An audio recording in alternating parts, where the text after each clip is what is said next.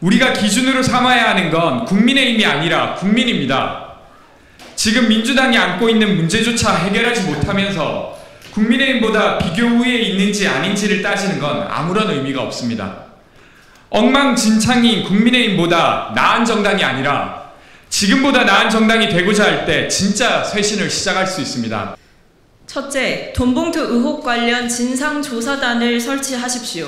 수사권이 없어 한계가 있더라도 진상조사단을 꾸려 철저한 자체 조사를 하고 동시에 당사자들을 비롯한 관련자들에게 추후 문제가 드러날 시 출당과 정계 은퇴도 감수하겠다는 진술과 서약을 받아 책임을 묻는 모습을 보여야 합니다.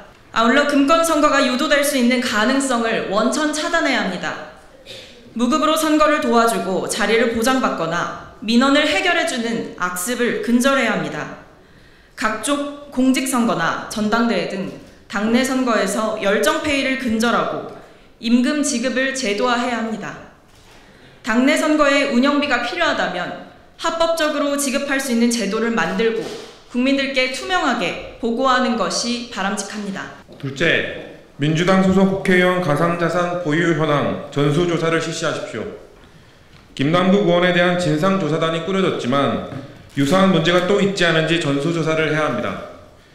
가상화폐 논란에 대해서는 민주당이 더 엄격하게 선제적으로 대응해야 합니다. 앞으로의 재발 방지책은 재발 방지책대로 마련하되 미처 살피지 못한 문제가 없는지 조사해야 합니다.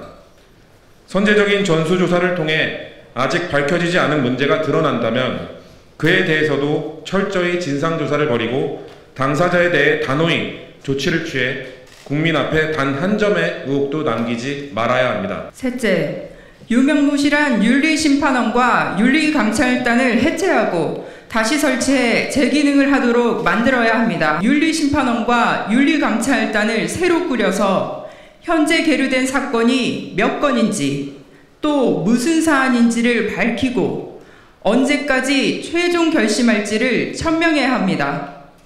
우리 편은 감싸고 상대편만 공격하는 내로남불 정치, 국민의 눈높이와 괴리된 당내 도덕 불감증을 끊어내야 합니다.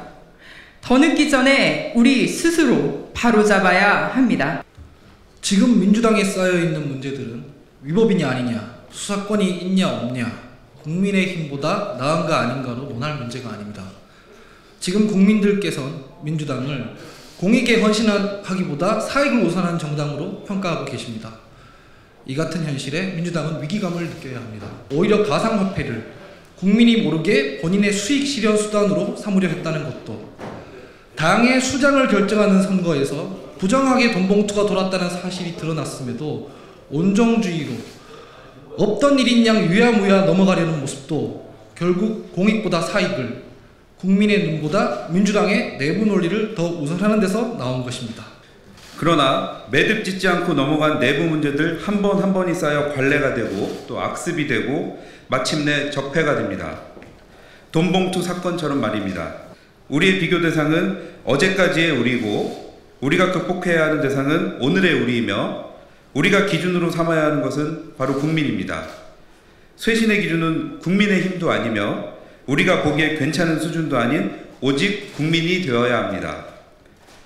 공익보다 사익을 우선한다는 건 비단 금전적인 부분만을 말하는 게 아닙니다. 그간 당내 문제가 터질 때마다 다수 구성원들이 눈치만 살피며 침묵했던 건 역시 당과 사회보다 자기 안위를 더 걱정했던 비겁함 때문일 것입니다. 저희라고 예외일 수 없습니다. 용기를 내겠습니다.